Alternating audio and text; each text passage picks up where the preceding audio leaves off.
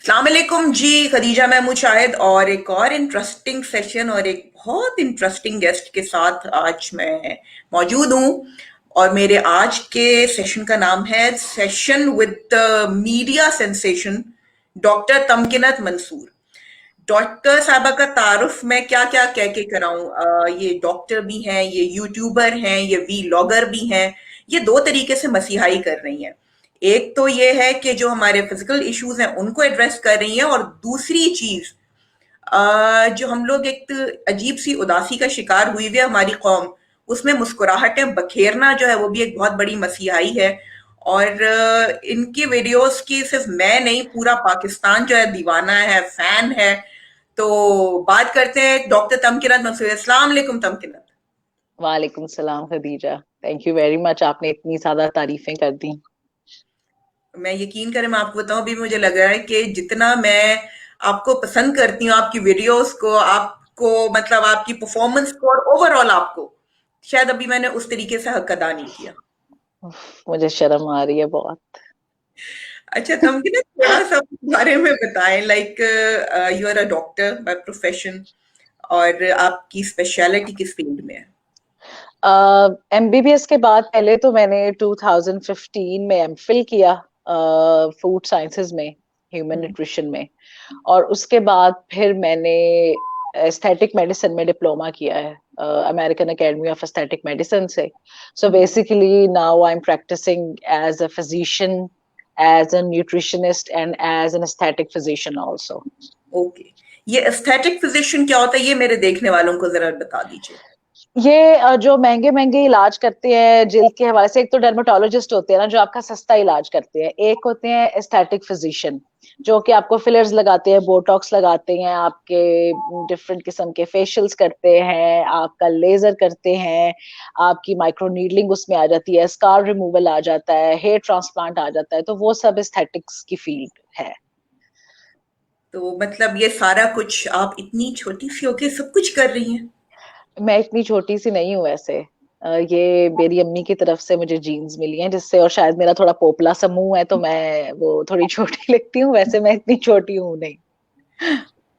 अ, अच्छा, अब हम बात करते हैं कि सोशल मीडिया सेंसेशन के हवाले से जहां तक है कि आपकी वीडियोस मैंने मतलब इतनी थरली मैं सब देख चुकी हूँ कि उसमें इतना ओरिजिनल जो है उसमें कंटेंट होता है। उसमें कोई फेकनेस नहीं होती, उसमें मुस्कुराहट जो है ना, मतलब जब आप आती हैं स्क्रीन पे तो एक स्माइल देखने वालों के चेहरे पे आ जाती है, लोगों के कमेंट्स में पढ़ रही होती हूँ। तो ये सफर का जो है आगाज ये कैसे, कि मतलब इतना ये यूट्यूब का मैं कहूंगी और सोशल मीडिया की सुपरस्टार जो है, तो ये कब, ये सफर का आगाज कहाँ से हुआ? इतनी कोई सुपरस्टार तो खैर मुझे नहीं लगता मैं अभी बनी हूँ, क्योंकि बहुत सारे लोग हैं जिनकी मेरे से मतलब काफी लाखों गुना ज्यादा फॉलोइंग है। लेकिन आपका बड़ापन है, आपका प्यार है। स्टार्ट तो उम, मतलब मुझे हमेशा से परफॉर्मिंग आर्ट्स में जाने का शौक तो था। मुझे कोई मेरे एम्बिशंस में डॉक्टर इंजीनियर ऐसा कुछ भी नहीं था। तो मुझे सिंगिंग एंड डांसिंग का शौक था बचपन से, जैसे कहते हैं ना। तो उस तरह फिर ये है कि वो इतना फीजिबल आज से 12-13 साल पहले जब मैंने एमबीबीएस, नहीं बल्कि उससे भी पहले, 12-13 साल पहले तो मैंने कर लिया था। उससे भी 5 साल पीछे कर लें, 17-18 साल पहले जब मैंने एमबीबीएस में एडमिशन लिया था, और तकरीबन 20 साल पहले जब मैंने एफएससी की थी, तो तब ऐसा कोई खास रिवाज नहीं था कि डॉक्टर बनने के अलावा भी जो कुछ पढ़ाई में बच्चे अच्छे होते हैं वो इसके अलावा भी कुछ बन सकते हैं। कुछ मेरी मदर भी डॉक्टर थी, फैमिली में और बहुत सारे लोग डॉक्टर थे, और मैं पहली पहली पेशकश थी अपने वालिदैन की। तो मेरे ऊपर ज्यादा वो था, मतलब तकिया था मेरे वालिदैन का कि ये बच्ची हमारा नाम रोशन करेगी, तो उन्होंने कहा बस बेटा डॉक्टर। तो मैंने भी कुछ वो इनसिक्योरिटी कह लें कि जब आप थोड़े पढ़ाई में बेहतर होते हो तो आपको भी होता है कि यार अगर मैं डॉक्टर नहीं बनूंगी तो फिर बाकी सब लोग कहेंगे पता नहीं नालायक थी इसलिए नहीं बनी क्या। तो वो एक किस्म का प्रेशर था। तो बस मेडिकल कॉलेज में एडमिशन ले लिया और मैं डॉक्टर बन गई, और फिर शादी हो गई, बच्चे हो गए। और फिर मुझे ख्याल आया कि भाई मैंने तो कुछ और करना था। तो बस फिर ऐसे ही शुरू कर लिया ये। और ये कंटेंट आता कहाँ से? हम कहते हैं ना, आते हैं गैब से ये मज़ामी ख़याल में, कहाँ से आती है ये इतनी यूनिक चीज़ें? मुझे ऐसा कुछ भी यूनिक नहीं लगता जो मैं करती हूँ, क्योंकि मतलब उसमें से कोई भी चीज ओरिजिनल नहीं है, वो सब वही है जो हम रोज देखते हैं। मतलब ऐसा कोई कैरेक्टर नहीं है जो मैंने अपनी तरफ से, अपने कोई तखय्युल से, कोई अपनी इमेजिनेशन से बनाया हो। सब कैरेक्टर्स जीते जागते मैंने देखे हैं जिंदगी में कहीं, तो I think I just sort of copy the my surroundings or the people that I you know meet or encounter in daily life. तो बस यही है। और घर वालों की इसमें कितनी सपोर्ट होती है? घर वालों की शुक्र है, पूरी सपोर्ट है। शुरू में तो उन्होंने सोचा कि चलो कुछ एक दो करेगी, अपना शौक पूरा कर लेगी, बल्कि शुरू में मेरी एक जो वीडियो बेसिकली स्टार्ट में वायरल हुई थी, वो डॉक्टर और पेशेंट वाली, तो मेरे अब्बू एक दिन अम्मी को दिखा रहे कि ये देखी है, क्योंकि अम्मी भी डॉक्टर है, तो उनको दिखा रहे थे कि ये जरा देखो। तो अम्मी ने कहा पता है ये कौन है? तो कहते हैं कौन है? तो उन्होंने कहा ये, मेरी तरफ इशारा करके। तो कहते हैं और चल ले, एमी ना कर।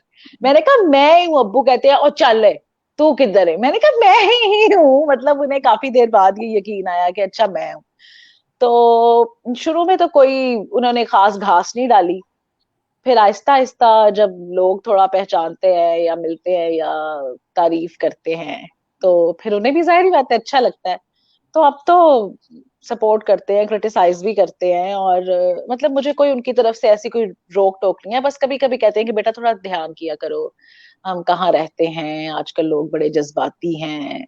वही मसाइल जो आपको पता है हमारे हैं इस मुल्क में। बाकी तो उनको कोई इशू नहीं। और तमकिनत बच्चे जो हैं, जब वो मामा को देखते हैं इतने जबरदस्त जबरदस्त परफॉर्म करते हुए, उनका क्या रिस्पॉन्स होता है? बच्चे अब तो क्योंकि उनको खुद ही से यूट्यूब लगाना आ गया है और अपने अपने वो टैबलेट्स वगैरह पे देखते रहते हैं, तो अब वो देखते हैं और फिर वो कहती हैं कि जी हमें भी दो, क्योंकि मेरी बेटी है, कि हमें भी यूट्यूब चैनल बना के दें। तो मैंने कहा नहीं बेटा, अभी जरा थोड़ा आराम कर लो, इतनी जल्दी नहीं, अभी जरा खेल कूद लो। तो वो जाहिर बात है, आजकल तो हर बंदे के पास, मतलब जैसे बच्चे हैं, मेरी छोटी बेटी 5 साल की है, तो उसके पास भी एक टैबलेट है जिसपे वो वीडियो भी बना सकती है, वो ऑनलाइन कनेक्ट भी कर सकती है। तो इतनी कनेक्टिविटी है, इतना मटेरियल है कि बच्चे देखते हैं तो वो इंस्पायर होते हैं। मुझसे ज्यादा खैर वो बाकी लोगों से इंस्पायर होते हैं जिनका कंटेंट वो देखते हैं। लेकिन हाँ मतलब they find it funny and I think कि वो खुश होती हैं देख के। आप ये सोचें कि हम लोग इतना खुश होते हैं, हम इतना एंजॉय करते हैं, यकीन करें, स्पेशली वो जो आप डॉक्टर पेशेंट वाला होता है, या जो आप माँ बनती है ना जब, उसमें तो जो वो एक्सप्रेशन होते हैं, वो किधर से लाती हैं इतने मजेदार से? वो वही, जैसे मैंने पहले कहा कि वो वही एक्सप्रेशन है मैंने पूरी जिंदगी देखे हैं अपनी नानी दादी फूफियों खालाओं को, तो या अपने मरीजों को देखा है, फ्रेंड्स को, उनकी मदर्स को, उनकी ग्रैंड मदर्स को। तो वहीं से ही है सब कुछ। उनके एक्सप्रेशन है, उनके डायलॉग हैं, उनका स्टाइल है। क्या करती हैं? पहले लिखती हैं? क्या तरीका होता है? मेरे देखने वाले यकीनन जानना चाहेंगे। जब भी मैंने लिखने की कोशिश की है ना, जैसे कभी कभी कोई कोलैबोरेशन करें, तो उसमें होता है कि आपको स्क्रिप्ट लिखना पड़ता है, क्योंकि आपने अगले बंदे के डायलॉग लिखने हैं, फिर अपने लिखने हैं, फिर वो एक तरतीब बनानी है। तो जब भी मैंने कुछ लिख के किया है, कोई कोलैबोरेशन किया है, मुझे हमेशा लगता है कि जैसे वो इतना मजे का नहीं रहता। जैसे मैं प्लान नहीं करती कोई वीडियो करना, काफी अरसे का बीच में गैप आ जाता है, कभी कभी 2-2 3-3 महीने का, क्योंकि वो कोई बात ही नहीं जहन में आ रही होती। और कभी कभी बिल्कुल एक वो स्ट्रीक सी चल पड़ती है, तो एक के बाद एक वीडियो आने लग जाती है, क्योंकि वो उन दिनों बातें बार बार आ रही होती है। बस ऐसे ही होता है, जैसे मैं बैठ के कुछ कर रही हूँ, टीवी देख रही हूँ, कुछ निट कर रही हूँ, पेशेंट देख रही हूँ, तो एकदम मेरे जहन में आ जाएगा कोई एक सिचुएशन। तो फिर खुद ही से ही डायलॉग आना शुरू हो जाएंगे, ऐसा ऐसा मुझे किसी का याद आ जाएगा, उसने इस सिचुएशन में ये कहा था, और अच्छा ये बात कन्वे करनी है, तो वो दिमाग में एक मूवी सी चल पड़ती है पूरी की पूरी। और फिर मैं कैमरा उठाती हूँ और बस बना लेती हूँ उसी वक्त। जब मैं लिखने बैठूं तो फिर वो उस तरह से मुझे लगता है कि मैं I am forcing myself to create something. तो वो शायद कोई प्रेशर फील होता है मेरे दिमाग को, तो वो ज्यादा काम करना छोड़ देता है। तो जब मैं वैसे ही मतलब कैजुअली दिमाग में आ जाती हैं चीजें, और फिर उसी तरह मैं उसको कर लेती हूँ। और मैंने आपकी और भी जो वीडियोस देखी हैं, स्पेशली जो सोशल सर्विसेज के जो मैसेज आप देती हैं कोरोना के हिसाब से, आपने बड़े जबरदस्त आपकी वीडियोस की, बीबीसी उर्दू के भी और डिफरेंट टीवी चैनल्स से भी आपने किया। तो मुझे ये पूछना था कि एग्जैक्ट हम कौन सी तमकीनत जो है वो उसको उस पर यकीन करें, क्योंकि एक तरफ हम वो तमकीनत देखते हैं कि जो कुछ और हमें बता रही होती है, और दूसरी तरफ वो तमकीनत है जो इंतहाई तमकीनत से बात कर रही होती है। हाँ। बस इन दोनों के दरमियान में कहीं जो ग्रे एरिया होते हैं ना, वहां कहीं हूं मैं शायद, क्योंकि मुझे लगता है कि इवन जिन कैरेक्टर्स को हम क्रिटिसाइज भी कर रहे होते हैं, कहीं ना कहीं वो हमारी पर्सनालिटी का भी हिस्सा है, क्योंकि हम इसी माशरे में पले बड़े हैं। और जब हम मतलब ग्रोइंग अप, हम कुछ हमारे अपने जिसे कहते हैं तासुबात थे, कुछ हमारे कच्चे जहन की कुछ बातें थी जो आहिस्ता आहिस्ता हमें रियलाइज हुआ कि नहीं, ऐसे नहीं, ऐसे है। तो मेरे ख्याल से ये सारी जो जो कैरेक्टर्स हैं, चाहे वो प्रोग्रेसिव हो चाहे प्रोग्रेसिव ना हो, वो सब कहीं ना कहीं I feel like I lived them. And in at one point in my life, probably अब जिसके अगेंस्ट मैं बात कर रही हूँ जिंदगी में, एक पॉइंट पे I I was exactly that person. और ओके। अब through learning and unlearning and relearning, I have I have changed a lot. और I am still open to change. अब मुझे ऐसा नहीं होता कि अच्छा, एक पहले मुझे बचपन में बहुत होता था कि कुछ ख्याल आते तो वो बिल्कुल पुख्ता है और बस ये चेंज नहीं हो सकते, ब्लैक है या वाइट है। जैसे जैसे आप ग्रो करते हो, आप लोगों से मिलते हो, आपका आप तजर्बा और आपका वो विजन थोड़ा सा वसी होता है, तो यू रियलाइज कि नहीं, सिर्फ ब्लैक और वाइट दुनिया नहीं है, बहुत सारा ग्रे एरिया है। और जो आपको नजर आ रहा है सिर्फ वही एक हकीकत नहीं है, उसके अलावा भी बहुत सारी चीजें हैं जो हकीकत हैं। तो आप ग्रो करते हो। तो आई थिंक सब कैरेक्टर्स और जो कुछ आप देखते हैं वो कहीं ना कहीं I I been there and done that.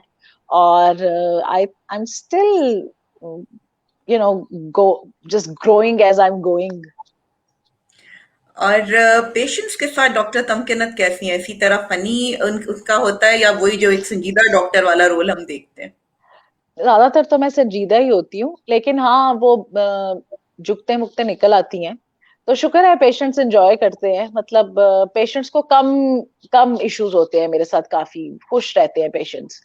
I hope, मतलब मेरा यही मुशाहिदा है, और मैं उम्मीद करती हूँ कि आगे भी ऐसा हो कि मोस्टली पेशेंट्स कंफर्टेबल फील करते हैं और हंसते मुस्कुराते जाते हैं। तो मुझे अच्छा लगता है इस तरह। तो मतलब आप तो, मैंने वही कहा ना कि आप तो दो किस्म की मसीहाई कर रही हैं, कि आप जहनी मसीहाई भी कर रही हैं और जिस्मानी मसीहाई भी कर रही हैं। तो आप तो पता नहीं कितने ज्यादा इस वक्त सवाब कमा रही हैं कि इस दुखी जो एनवायरनमेंट में, तमकिन ट्रस्ट मी, कि आप एक ऐसा काम कर रही हैं कि जो लोगों के चेहरों पे मुस्कुराहटें बिखेर रहा है। आप सवाब की बात कर रही हैं, यहाँ तो आए रोज हम पे कुफ्र के फतवे लगते रहते हैं। तो पता नहीं, आई डोंट नो कि इसको कैसे देखना चाहिए, लेकिन अ, जैसे लोग कहते हैं ना कि आप बहुत सोशल इश्यूज पे बात करती हैं, या मैंने कभी मतलब कोई प्लान करके नहीं किया, ना ही कभी मेरे जहन में ये बात आई है कि मैंने सोशल इश्यूज पे बात करनी है या मैं बहुत कोई रिस्पॉन्सिबल फील करती हूँ। मुझे यही लगता है कि मैं अपने इश्यूज पे बात कर रही हूँ, कि जो मुझे प्रॉब्लम्स हैं, जो मुझे मसले हैं। तो जब कभी कोई वीडियो बनाते हैं तो it's more like a catharsis, कि वो मैं मसीहाई कर नहीं रही होती, बल्कि मुझे खुद शफा मिल रही होती है। तो कुछ ऐसा ही है। अभी आपने कहा कि फतवे भी लग रहे होते हैं, तो आई डोंट थिंक सो, मैंने अभी तक ऐसा कोई वीडियो नहीं देखा।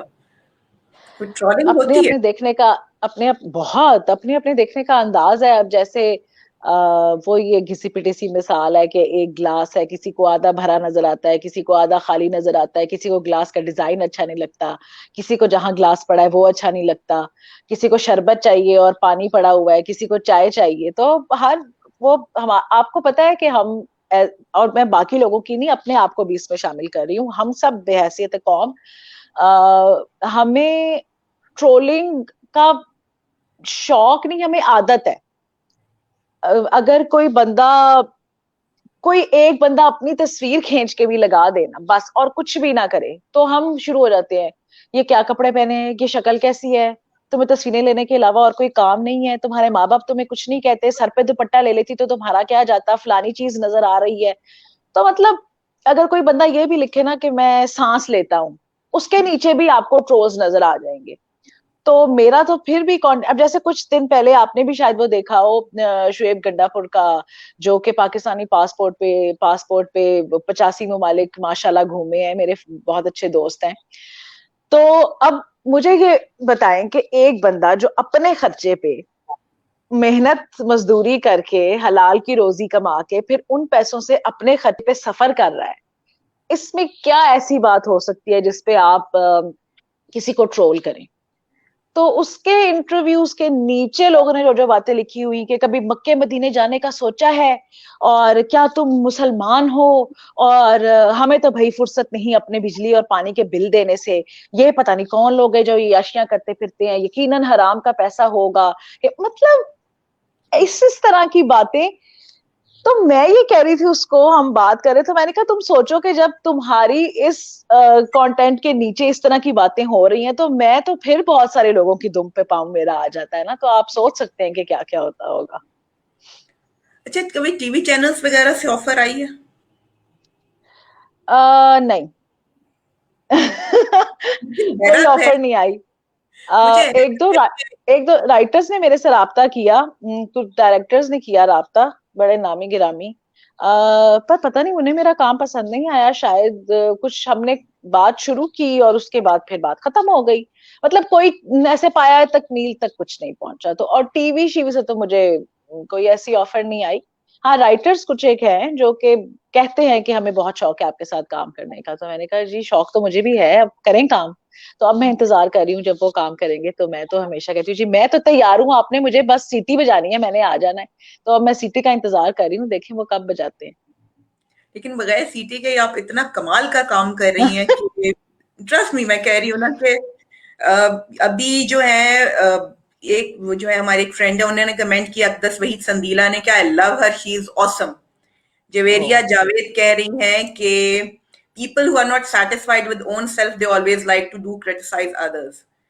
तो मैं औरों का तो बात नहीं करी, लेकिन यकीन करें तमकिनत, जो मेरा सर्कल में जो जितने भी लोग हैं, वो उनकी तरफ से मैं आपको ये कहूंगी कि you are doing a great job. करती बहुत रहिए, शुक्रिया। करती इंशाल्लाह रहिए, और जरूर। इसी तरीके से जो है ना, मतलब मेरा ख्याल है चैनल जो है, शायद चैनल को तो आपकी जरूरत हो सकती है, आपको किसी चैनल की जरूरत नहीं है, आप अपनी जात में बहुत बड़ा चैनल है। अब मैं क्या कहूँ, मुझे इतनी तारीफें सुनने की आदत नहीं है, क्योंकि मेरे घर वालों ने मुझे काफी जमीन पे रखा हुआ है, तो इसलिए मैं बहुत जब तारीफें सुनती हूँ तो ऑकवर्ड हो जाती हूँ। I honestly don't know how to respond. मैं बस यही कहूंगी कि बहुत बहुत शुक्रिया, और मेरी दुआएं आपके साथ, एंड आई होप कि आप लोगों को अच्छा लगता रहे, क्योंकि जब तक अच्छा लगता है तब तक ही बंदा काम भी कर सकता है। खुद पता चल जाता है आपको कि नहीं यार ये वीडियो तो बहुत ही बेकार बनाई है मैंने। तो बस आई होप कि जब तक भी आई वर्क किसी भी फील्ड में, बस तब तक ही काम करूं जब तक वो अच्छा हो, और लेट्स जस्ट होप कि काफी देर तक अच्छा होता रहे, ताकि इंशाल्लाह। मैं करती रहूं। आगे अच्छा, भी मैंने एक चीज आपसे पूछनी थी, बस एक बात कि ये व्हाट इज अ, बिकॉज मेरा आपसे ये तारुफ है कि आप एक मीडिया साइकोलॉजिस्ट हैं, तो हाँ जी। What is a media psychologist, और मैं चाह रही थी कि मैं ऑनलाइन ही पूछूं ताकि जो लोग सुन रहे हैं उनको भी कुछ आइडिया हो जाए। अच्छा, मीडिया साइकोलॉजिस्ट ये है कि एक बिल्कुल इमर्जिंग फील्ड है।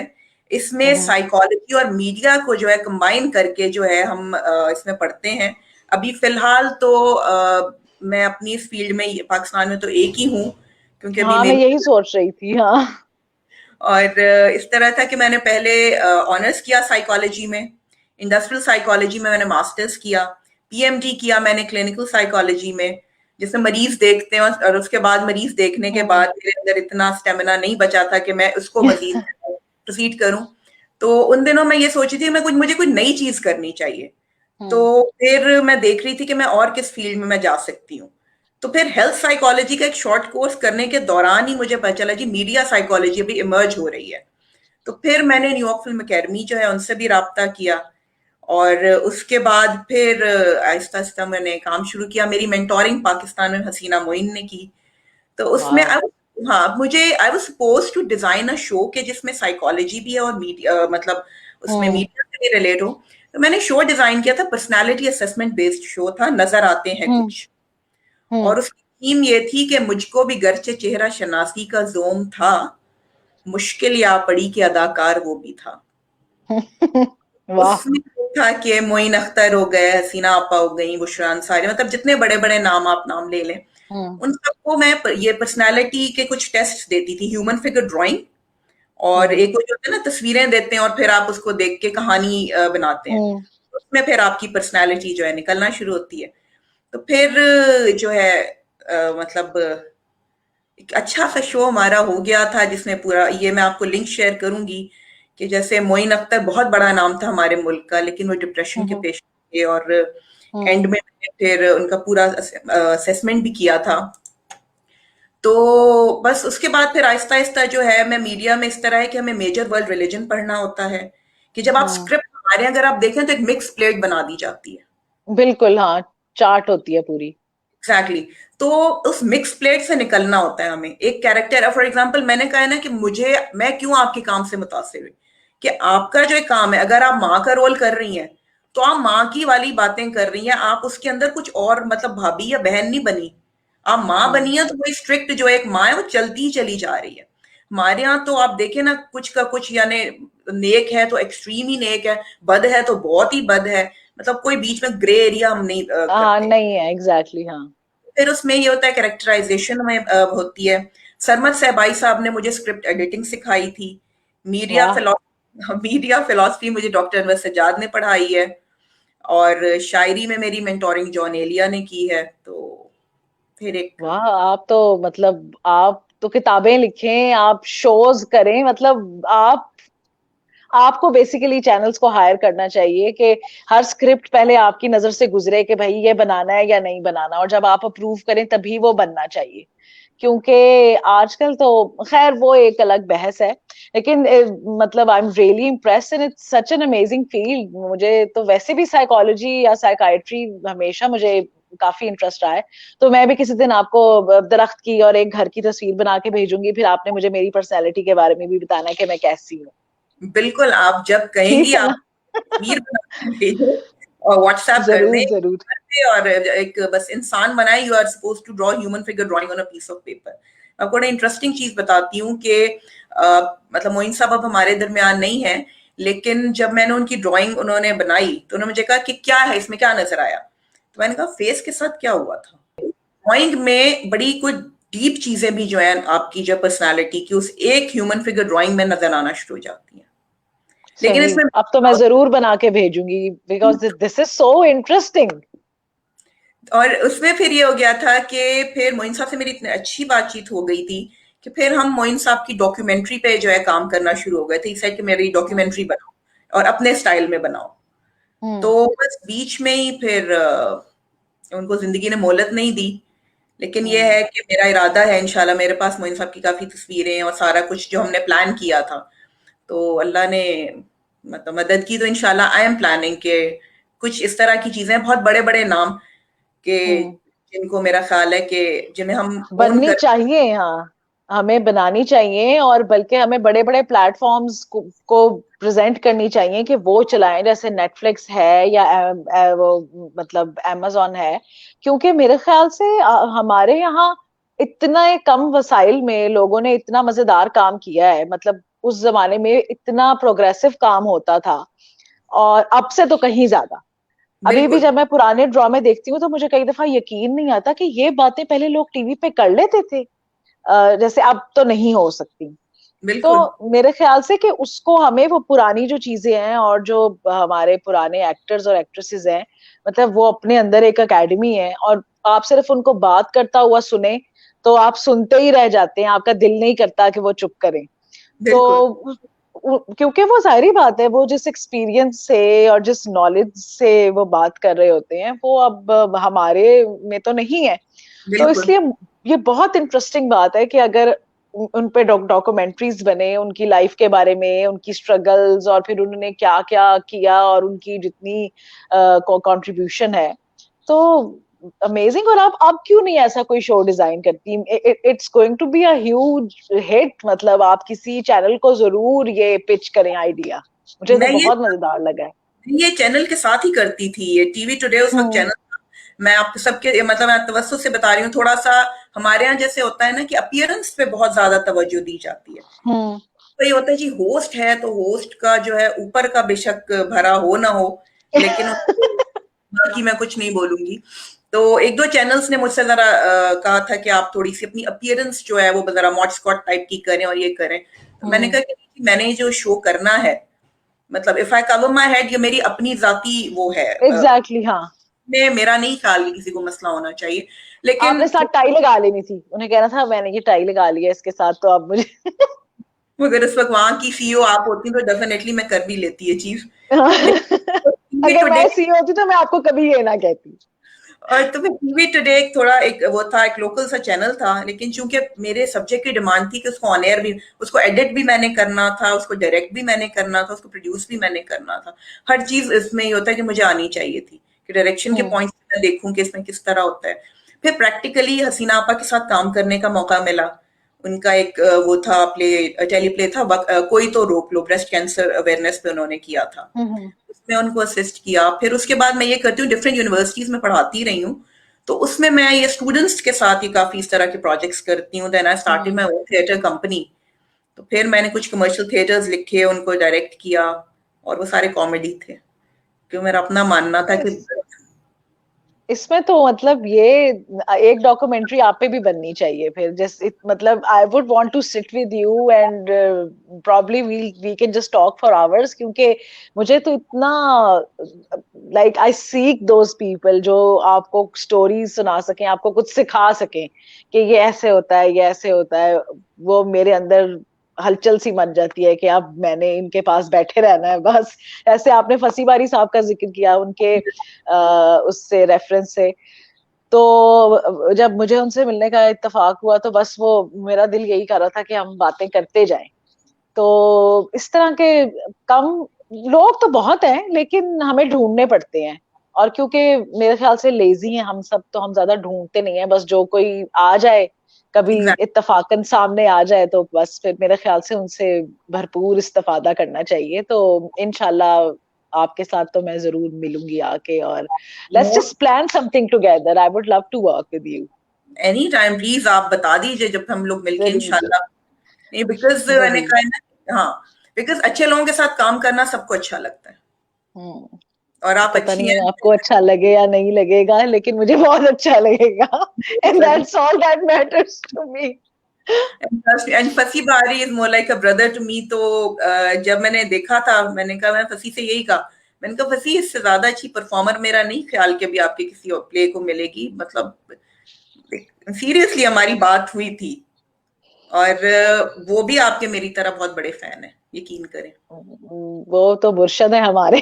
फैन क्या होना है, हम उनके फैन है। तो उनके भी जब प्ले था एक कुदूसी साहब की बेवा, तो उसमें उफ। भी वो मैं बकायदा जो है, मैं अपना जो मेरा थीसिस चल रहा था, तो मैं देखने भी जाती थी उसको बिल्कुल कि किस तरह शूट हो रहा है, लोकेशन पे क्या हम्म। होता है। तो वो सारा मैंने देखा। तो अल्लाह का शुक्र है, मैंने कहा ना कि कुछ जैसे हसीना आपा के साथ भी काम करने का मौका मिला, और हम्म। प्रैक्टिकली मैं कुछ जो बड़े बड़े नाम है, मंजूर कुरैशी साहब हो गए और इस तरह के काफी लोग, और फिर फसी का ये था कुदूसी साहब की बेवा, जो है बहुत बड़ा प्रोजेक्ट था।